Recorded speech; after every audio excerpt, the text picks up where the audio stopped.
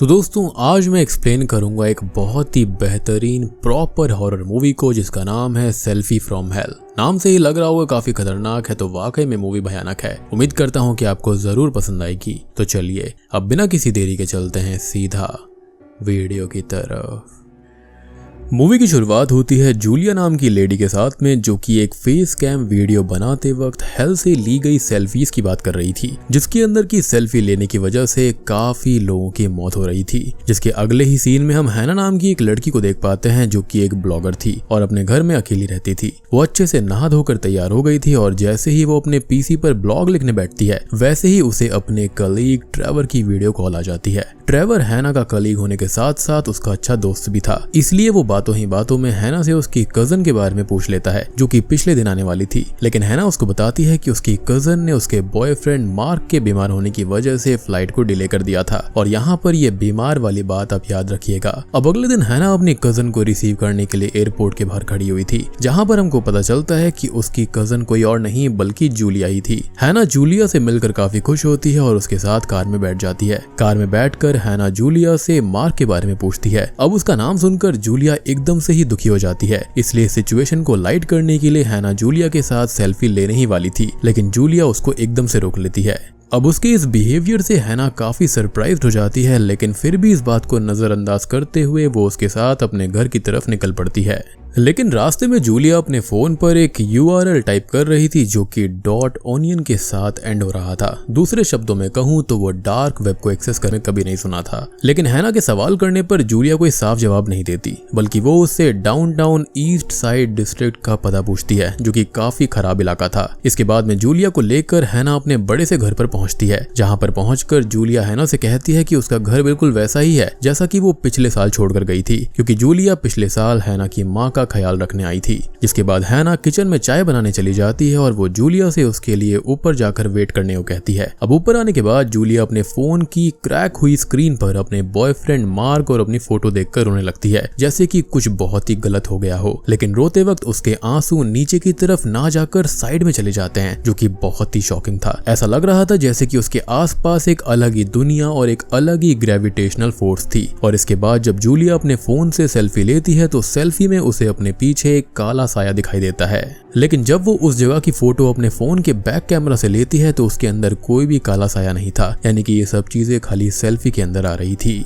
अब दूसरी तरफ हैना किचन से चाय ला रही होती है, लेकिन इतने में ही उसे जूलिया के चिल्लाने की आवाज आती है, जिसको सुनकर वो फौरन ही उसके पास पहुंच जाती है। जब वो उसके पास पहुंचती है तो वहां पर जूलिया को वो फ्लोर के ऊपर बेहोश पड़ा हुआ पाती है। लेकिन जब वो जूलिया को होश में लाने की कोशिश करती है तो वो बहुत जोर से चिल्लाकर दोबारा बेहोश हो जाती है। इसके बाद उसकी हालत को देखते हुए हैना ने डॉक्टर को बुला लिया था, जो कि जूलिया की ये हालत को कोई इन्फेक्शन की वजह से बताते हैं और हैना को ये यकीन दिलाते हैं कि जूलिया कुछ ही दिन में एकदम ठीक हो जाएगी, क्योंकि ऑब्वियस सी बात है कि डॉक्टर्स ने अपनी स्टडीज के दौरान कभी भी काला साया या फिर डीमंस वगैरह के बारे में नहीं सुना था। जिसके बाद अगली सुबह हैना सोकर उठने के बाद सबसे पहले जूलिया की हालत को चेक करने जाती है, लेकिन जूलिया की बॉडी तब भी काफी गर्म थी और वो पूरी तरह से होश में भी नहीं थी। जूलिया को चेक करने के बाद में वो नहा धोकर तैयार हो जाती है, लेकिन तैयार होने के बाद उसे कुछ अजीब सा फील होने लगता है। लेकिन उस चीज पर ज्यादा ध्यान ना देते हुए हैना अपने सिस्टम पर काम करने लग जाती है। लेकिन काम करते हुए उसे जूलिया के फोन से एक अजीब टेक्स्ट रिसीव होता है, जिसको देखकर हैना काफी खुश होती है, क्योंकि उसको लग रहा था कि शायद जूलिया थोड़ी सी रिकवरी करके उसको टेक्स्ट भेज रही थी। लेकिन जब हैना जूलिया के रूम में जाकर देखती है तो उसको पता चलता है कि वो तो अभी भी बेहोश है। जिसके बाद हैना तुरंत ही जूलिया का फोन ढूंढने लग जाती है, लेकिन उसे उसका फोन कहीं भी नहीं मिलता। इसलिए हैना उसके फोन पर कॉल लगाती है और तभी वहां पर जूलिया को जो फोन होता है वो उसके रूम के बेड के नीचे मिलता है। जिसके बाद में हैना गार्डन में बैठकर एक किताब पढ़ रही थी, तभी उसे अपने फोन पर जूलिया का एक और मैसेज आता है, लेकिन इस बार वो वॉइस नोट था, जिसको प्ले करने के बाद में उसके अंदर से अजीब सी डिस्टॉर्टेड वॉइस सुनाई देती हैं। और इस वजह से हैना दोबारा जूलिया के रूम में जाती है, लेकिन वहां पर वो अभी भी बेहोशी की हालत में थी। जिसके बाद हैना अपने सिस्टम पर .onion के बारे में रिसर्च करती है, जिस पर उसको पता चलता है कि .onion डार्क वेब पर यूज होने वाले डोमेन का एक सफिक्स है। लेकिन इसके तुरंत ही बाद वो अपने ब्राउजर के ऊपर .onion के सफिक्स वाली साइट को एक्सेस करने की कोशिश करती है, लेकिन ऑब्वियसली ये पॉसिबल नहीं था, तो उसके अंदर वो फेल हो जाती है। जिसके बाद उसे अपनी रिसर्च में पता चलता है कि डार्क वेब को एक्सेस करने के लिए उसको टॉर ब्राउजर की जरूरत पड़ेगी, मिलेगी, जिसको आसानी से हैना डाउनलोड करके इंस्टॉल कर लेती है। लेकिन हैना उस .onion सफिक्स वाली साइट को तब भी एक्सेस नहीं कर पाती। जिसके बाद रात को हैना नहा धोकर फ्रेश हो जाती है और बेड पर सोने के लिए लेट जाती है। लेकिन तभी उसे अपने फोन पर जूलिया का एक वीडियो मैसेज रिसीव होता है, जिसके अंदर उसे जूलिया की एक डिस्टॉर्टेड वीडियो दिखती है और वो तुरंत ही जूलिया के पास भागती है। लेकिन इस बार जब वो जूलिया की बॉडी को छूकर देखती है तो उसकी बॉडी एकदम ठंडी थी। लेकिन इतने में ही उसे बाहर से गेट खुलने की आवाज आती है और जब वो गेट के पास आती है तो पाती है कि आधी रात को उसके घर का मेन गेट खुला था। हैना उस गेट को बंद कर देती है और सीधे किचन में जाकर एक नाइफ को उठाती है और घर की सारी लाइट्स भी जला देती है। लेकिन तब भी उसे घर के अंदर कोई नहीं मिलता। जिसके बाद हैना अपने रूम में आकर दोबारा सो जाती है। अब अगली सुबह वो इस पूरे हादसे के बारे में ट्रेवर को बताती है, जिसको सुनकर ट्रेवर उसे ये कहता है कि उसे इस हादसे को लाइटली नहीं लेना चाहिए और उसे रात को ही पुलिस को बुला लेना चाहिए था, क्योंकि अगर सच में वहां पर कोई मौजूद था तो वहां पर वो दोबारा भी आ सकता है। लेकिन हैना उसकी बातों पर इतना ध्यान नहीं देती, क्योंकि उसको लग रहा था कि शायद जूलिया ही नींद में चल रही होगी, जो कि बिल्कुल भी सही नहीं था।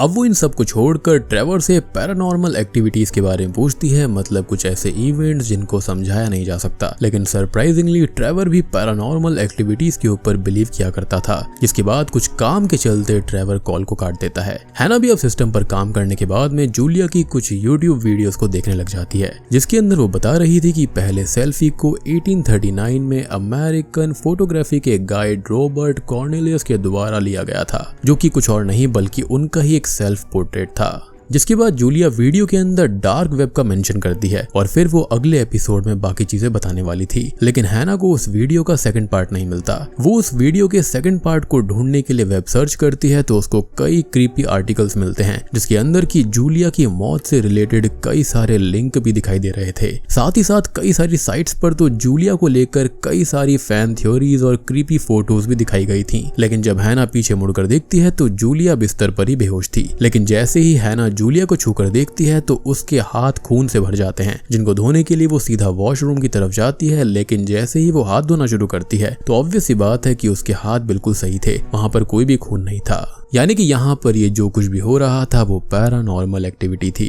जिसके बाद वो सीधे ट्रेवर के पास उसके घर पहुंच जाती है और उसको बताती है कि उसको इम्पॉसिबल जैसे लगने वाली क्रीपी चीजें दिखाई दे रही हैं और उसके साथ हो भी रही हैं, जिनसे उनको काफी डर लग रहा है। साथ ही में वो ट्रेवर को बताती है कि वो सब चीजें जूलिया से जुड़ी हुई हैं और वो ट्रेवर को उसकी डार्क नेट की रिसर्च के बारे में भी बोल देती है, जिस पर वो पहले तो उसकी मदद करने से मना कर देता है, क्योंकि डार्क वेब में कोई भी सर्च इंजन नहीं होता और वैसे भी इन सब पछड़ों में कोई भी पढ़ना नहीं चाहेगा। लेकिन हैना को वहां से जाता देखकर वो उसको रोक लेता है और उसकी मदद करने के लिए उसको एक डार्क वेब के चैट रूम की लिंक ईमेल करने के लिए तैयार हो जाता है। लेकिन साथ ही में वो हैना को वार्निंग भी देता है कि वो डार्क नेट पर अपनी पर्सनल इंफॉर्मेशन किसी को भी ना बताए, चाहे कुछ हो जाए। इसके बाद हैना घर पहुंचते ही सिस्टम खोलकर ट्रेवर के द्वारा भेजी गई लिंक को खोलकर उस प्राइवेट चैट रूम में पहुंच जाती है, जिसके अंदर घुसने से पहले उसे 3 सवालों का जवाब देना था। पहला सवाल ये था कि उसे अपना नाम बताना था। हैना उसके जवाब में फेक नाम डालने की कोशिश करती है, जिस पर हर बार साइट उसके गलत जवाब को पहले ही डिटेक्ट कर ले रही थी, जिसकी वजह से उसको अपना रियल नेम यानी कि हैना डालना पड़ता है। दूसरे सवाल में हैना से उसके सीक्रेट डिजायर के बारे में पूछा जाता है, जो कि होता है किसी स्ट्रेंजर के साथ पूरी रात स्पेंड करना। तीसरे सवाल में हैना से उसके सबसे बड़े डर के बारे में पूछा जाता है और हैना का सबसे बड़ा डर था जिंदगी में अकेले रह जाना। तीनों सवालों का सही जवाब देने के बाद में हैना को चैट रूम का एक्सेस मिल जाता है, यानी कि ये कोई आम चैट रूम नहीं था, यहाँ पर कुछ ना कुछ पैरानॉर्मल था। अब चैट रूम के अंदर हैना अपना यूजर नेम लॉरी रखती है और वहां पर वो एक ब्लैक रूम सर्च कर रही थी। कोई जवाब ना मिलने पर हैना चैट रूम में एक कोड के बारे में पूछती है, जो कि हमने शुरुआत में जूलिया के फोन में देखा था। जिसके बाद एक अजीब से यूजर नेम से हैना को एक प्राइवेट मैसेज आता है, जो कि हैना को जूलिया की वजह से जानता था और वो जूलिया की कोई डेट मिस होने के बारे में बता रहा था। मेरे ख्याल से ये शायद से उसकी फ्लाइट की डेट हो सकती है, जो कि वो आने वाली थी 1 दिन पहले, लेकिन फिर उसने डिले कर दिया था। लेकिन इतनी सीक्रेट इन्फॉर्मेशन इस व्यक्ति को या फिर ये जो भी था इसको कैसे पता थी, तो इसका जवाब थोड़ी देर में मिलेगा। लेकिन जैसे ही हैना उसको बताती है कि जूलिया बीमार है तो वो चैट छोड़कर जाने लगता है। लेकिन तभी हैना उससे मदद मांगती है, लेकिन डार्क नेट पर खतरे को बताते हुए वो हैना से उसका ईमेल एड्रेस पूछ लेता है और हैना उसे अपना ईमेल एड्रेस दे देती है, जो कि उसकी सबसे बड़ी गलती थी। उसके इमोशंस को, उसकी नीड को यहाँ पर एक्सप्लॉइट किया जा रहा था। जिसके बाद उसको अपने ईमेल पर एक लिंक रिसीव होता है। उस लिंक को खोलने पर हैना को एक क्रीपी हिलती हुई इमेज दिखती है और उसके बाद उसके ही फ्रंट कैमरा से उसकी कई सारी सेल्फीज अपने आप क्लिक कर ली जाती हैं और सेल्फीज खींचने के बाद में हैना के सिस्टम की स्क्रीन पर क्रैक पड़ जाता है, जैसा कि जूलिया के फोन पर था। यानी कि जूलिया के साथ भी सेम चीजें हुई होंगी, क्योंकि यहाँ पर ये चीजें क्रैक वाली जो है वो बिल्कुल सिमिलर हैं। इसके बाद में हैना को एक अननोन नंबर से कॉल आता है और जिसने कॉल किया था उसको हैना को डरा हुआ देखकर काफी मजा आ रहा था। वो क्रीपी स्माइल के साथ हैना की आवाज से ही समझ गया था कि फोटोज खींचने के बाद में हैना के साथ कुछ क्रीपी जरूर हुआ है। साथ ही साथ वो हैना को अपनी उल्टी सीधी बातों से और भी ज्यादा डरा रहा था। और अगर आप इस व्यक्ति का यूजर नेम ध्यान से डिकोड करने की कोशिश करोगे तो ये होता है फियर ईटर। अब ये व्यक्ति फोन काटने से पहले हैना को बताता है कि जूलिया का बॉयफ्रेंड मारा जा चुका है। जी हाँ, और जूलिया भी जल्दी ही मरने वाली है। जिसके बाद हैना की बारी है, जिसके तुरंत बाद हैना सीधा जूलिया के बॉयफ्रेंड मार्क के पास फोन लगाती है, जिससे उसको पता चलता है कि मार्क बीमार नहीं है बल्कि मारा जा चुका है और इसलिए ही जूलिया मार्क का नाम सुनकर सैड हो गई थी। फोन काटने के बाद में जूलिया अचानक से ही बड़े क्रीपी लुक में उठकर बैठ जाती है, जैसे कि उसे किसी ने पजेस कर लिया हो। जूलिया के इस बर्ताव से हैना काफी डर चुकी थी। वो सीधे ट्रेवर को अपने घर पर आने को बोल देती है। ट्रेवर के घर आने के बाद हैना उसे जूलिया के लैपटॉप की मदद से कुछ और क्लूज ढूंढने को कहती है, जिसके बाद में उसको वो वेबसाइट मिल जाती है जिसे हैना ढूंढ रही थी। और फिर वो हैना से ब्लैक रूम के बारे में पूछता है, लेकिन हैना को उसके बारे में कुछ नहीं पता था। जिसके बाद ट्रेवर उसे रेड रूम के बारे में बताता है, जहाँ पर डार्क वेब का सबसे डार्क कंटेंट मौजूद होता है। और ट्रेवर आगे बताता है कि जहाँ पर रेड रूम में वो दूसरों को पैसे देकर देख सकते हैं, वहीं पर ब्लैक रूम में पैसे देकर परफॉर्म भी कर सकते हैं। इसलिए वो हैना से पूछता है कि क्या उसको अभी भी ब्लैक रूम का यूआरएल चाहिए, लेकिन हैना उसे बताती है कि उसे पहले ही यूआरएल मिल चुका है, यानी कि उसने पहले झूठ कहा था। ये सुनकर ट्रेवर को कहीं ना कहीं शक हो जाता है कि कहीं हैना ने अपनी पर्सनल इंफॉर्मेशन डार्क वेब पर तो लीक नहीं कर दी और ये बिल्कुल रियल था, उसने अपनी सच्चाई बिल्कुल बता दी थी। जिसके बाद हैना कॉफी बनाने के लिए किचन में चली जाती है, जहाँ पर उसे कुछ क्रीपी इमेजेस दिखना शुरू हो गई थी। जैसा कि हम जानते हैं कि मूवी का नाम सेल्फी फ्रॉम हेल है, तो ऑब्वियस सी बात है कि क्रीपी सेल्फीज और इमेजेस दिखना तो यहाँ पर लाजमी है। अब ट्रेवर को जूलिया के लैपटॉप में उसकी अनरिलीज्ड वीडियो मतलब कि सेल्फी फ्रॉम हेल का दूसरा पार्ट मिल गया था। यानी कि पहला वाला part selfie from hello part 1 था, जिसके अंदर जूलिया बता रही थी कि जब वो सेल्फी फ्रॉम हेल के ओरिजिन को ढूंढने के लिए डार्क वेब के ऊपर गई तो उसे वहां पर एक फियर ईटर नाम का ईविल शख्स मिला। और जैसा कि मैंने बताया कि वो इंसान जो कि हैना को परेशान कर रहा है उसका नाम भी फियर ईटर ही है। यानी कि ये सेम ही शख्स हैं जिसने कि उसको ब्लैक रूम का यूआरएल दिया था, यानी कि जूलिया को। उस फियर ईटर ने जूलिया से मार्क को बचाने का प्रॉमिस भी किया था। यानी कि ये सब शायद से पहले मार्क ने शुरू किया, जिसके लिए वो हैना की सिटी में आई थी। यानी कि पहले ये सब मार्क के साथ में हुआ, फिर जूलिया के साथ में और अब हैना के साथ में। और जो जूलिया शुरुआत में हैना से उस अजीब से जगह का एड्रेस पूछ रही थी वो मार्क को बचाने के लिए ही था। खैर, इन सब बातों के बाद में जूलिया अपनी वीडियो के अंदर एक वार्निंग देती है कि ब्लैक रूम के अंदर होने पर वो 13 सेल्फीज ना देखें। वो सेल्फी देख लेने पर स्क्रीन का क्रैक होने का मतलब ये है कि कुछ बहुत बुरा होने वाला है। यानी कि यहाँ पर वो खाली कोई शख्स नहीं बल्कि यहाँ पर कुछ ना कुछ सुपरनैचुरल या फिर डीमन वाला सीन है। जिसके बाद ट्रेवर को सोफे के ऊपर सुलाने के बाद हैना भी अपने रूम में सोने चली जाती है, लेकिन बीच रात में ही अचानक से उसके सामने जूलिया आ जाती है, जिसकी वजह से हैना की चीख सुनकर ट्रेवर नीचे आता है, लेकिन जूलिया वहां पर सांस नहीं ले पा रही थी। इसके बाद जूलिया को हॉस्पिटल लाना पड़ता है, जहां पर पता चलता है कि उसके सारे फेल होते ऑर्गन्स की वजह से उसका सुबह तक भी सरवाइव करना मुश्किल है। यानी कि उसकी बॉडी जो ठंडी पड़ रही थी उसका मतलब यही था कि वो मर रही है। लेकिन हैना ये बात सुनकर ट्रेवर से घर चलने को कहती है और घर पहुंचकर वो ट्रेवर को काफी रूडली वहां से जाने को कह देती है। ट्रेवर के वहां से जाने के बाद हैना के पास फियर ईटर का फोन आता है, जो कि उसको अकेला छोड़ने के बदले उसके कुछ मन चाहे काम करवाना चाह रहा था। और यहाँ पर ट्रेवर को बाहर भेजने के लिए भी उसने ही कहा था। साथ ही साथ वो हैना से प्रॉमिस करता है कि वो उसे हर्ट नहीं करेगा। अब फोन काटने के बाद हैना को काफी क्रीपी फीलिंग आती है और उसे घर में अपने अलावा किसी और के होने की भी आहट महसूस होती है। यानी कि ये कोई यहाँ पर इंसान नहीं था बल्कि कोई ना कोई डीमन या फिर कुछ ईविल था। हैना उस आहट का पीछा करती है तो उसे टीवी पर जूलिया की कुछ इमेजेस दिखती हैं, जिसके बाद वो बेहोश हो जाती है। जैसा कि जूलिया ने कहा था कि 13 इमेजेस को पूरा नहीं देखना है, और ऐसा हुआ तो उसका काम खत्म। अब होश आने पर उसके हाथ बंधे हुए थे और फियर ईटर उसके सामने खड़ा था, जो कि डार्क वेब के सर्वर्स को शायद स्ट्रीमिंग के लिए सेट कर रहा था। और उसके बाद वो हैना की डर वाली फीलिंग्स को फील करने की कोशिश कर रहा था। ऑब्वियस सी बात है, नाम है फियर ईटर और वो लोगों के डर पर ही जीता है और ये पक्का कोई डीमन है, कोई इंसान नहीं है, जिसके लिए वो हैना को और भी ज्यादा डरा रहा था। साथ ही में वहां पर वो हैना को बताता है कि उसे 2 साल से डर नहीं लगता और डर के बगैर उसे अपनी लाइफ अधूरी लगती है। तभी उसने एक शैतान के बारे में सुना जिसके बारे में सुनकर उसकी रूह कांप गई थी। वो शैतान के बारे में रिसर्च करते वक्त ही उसे ब्लैक रूम के बारे में पता चला और काफी लोगों की लाइफ लेने के बाद ही उसे ये पता चला है कि जब तक उन 13 सेल्फीज को ना देखा जाए तब तक किसी को कुछ नहीं होता। यानी कि मार्क, जूलिया और हैना तीनों ही बेवकूफ थे। और मुझे तो ऐसा लगता है कि जो जूलिया की स्पिरिट थी वही यहाँ पर वो वीडियोस वगैरह भेजने की कोशिश हैना को कर रही थी ताकि यहाँ पर वो 13 सेल्फीज को ना देख ले, लेकिन हैना बेवकूफ थी, वो कुछ भी समझ नहीं पाई। वो आगे बताता है कि ब्लैक रूम के अंदर लोगों को खाली अपने प्लेजर के लिए बुलाता है, जिससे कि वो शैतान उन लोगों को बुरी तरह टॉर्चर करता है।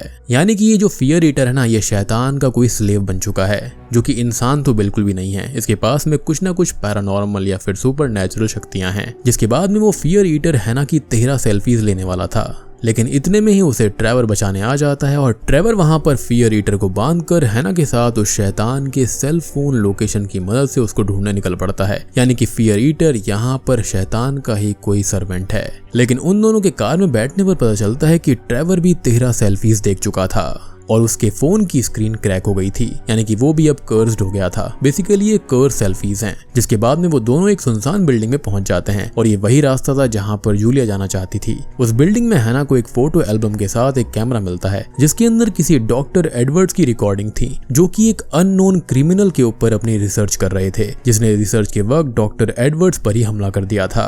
अब वीडियो देखने के बाद में ट्रेवर लोकेशन दिखा रहे फोन पर कॉल लगाकर देखता है, जिसकी वाइब्रेशन उन्हें पास से ही आ रही थी। लेकिन तभी फोन ढूंढते वक्त हैना के सामने वही पेशेंट आ जाता है, यानी कि वही जिसका डॉक्टर एडवर्ड्स इलाज कर रहे थे। और हैना अचानक बेहोश हो जाती है और उस ईविल को देखने के लिए ट्रेवर भी कई सेल्फीज ले डालता है। लेकिन इतने में ही हैना को होश आता है और वो इस बार वो शैतान उन दोनों पर हमला कर देता है। यानी कि वो जो पेशेंट था ना, वही यहाँ पर वो ईविल बन गया था, जो कि कई सारे लोगों को अपने झांसे में ले रहा था, जैसे कि उसने फियर ईटर को लिया हुआ था। खैर, हमला करते हुए अचानक ही वो बेहोश हो जाता है।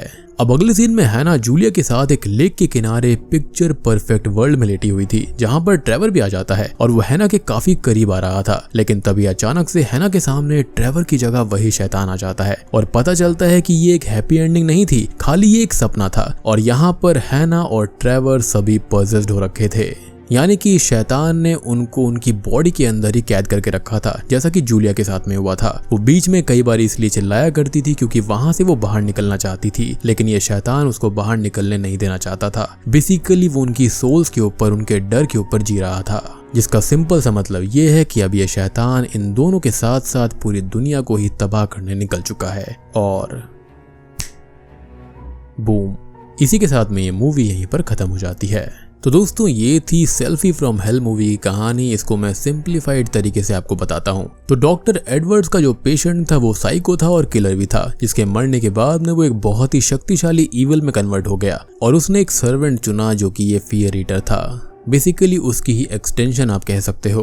अब होता यह है कि ये डार्क वेब का एक्सेस देता है और जैसे ही लोग उसको क्लिक करते हैं तो उसके अंदर 13 सेल्फीज क्लिक होती हैं और अगर कोई उन सेल्फीज को देख लेता है तो उसकी स्क्रीन के ऊपर एक कर्स हो जाता है या फिर जो उनकी स्क्रीन होती है ना वो क्रैक हो जाती है, जो कि साइन होता है कि अब वो इसका शिकार होने वाले हैं। मार्क के साथ यही हुआ, जूलिया के साथ में यही हुआ, हैना और ट्रेवर के साथ में भी सेम होने वाला है। ऐसा होते ही इंसानों को अपने घर में अजीब सी आहट महसूस होती है और अल्टीमेटली ये जो ईविल है वो उनको पजेस कर लेता है, उनकी बॉडी के अंदर ही उनको कैद कर लेता है एक पिक्चर परफेक्ट वर्ल्ड दिखाकर, ताकि इंसान की जो रूह है वो वहां से बाहर ना निकल पाए, वो उसी फेक दुनिया के अंदर कैप्चर होकर रह जाए। और ये जो ईविल है वो उनकी सोल के ऊपर, उनके फियर के ऊपर जीता रहेगा। और ऐसा एक के साथ नहीं बल्कि हजारों के साथ होगा। और ऐसी चीजें डार्क वेब के ऊपर रियल में भी होती हैं। आई मीन कोई सोल ईटर वगैरह नहीं होता, लेकिन वो उससे कम भी नहीं है, बहुत ही भयानक होता है। और अगर आप चाहते हैं कि मैं उनके ऊपर कुछ वीडियोस लेकर आऊं, आपको कुछ क्रीपी वगैरह चीजें देखनी है तो मुझे बताना, मैं उसके बारे में आपको जरूर बताऊंगा। तो उम्मीद करता हूं कि आपको वीडियो पसंद आई होगी। पसंद आई है तो वीडियो को लाइक कर देना, चैनल के ऊपर नए हैं तो सब्सक्राइब कर लीजिए। तो मैं आप सबको मिलता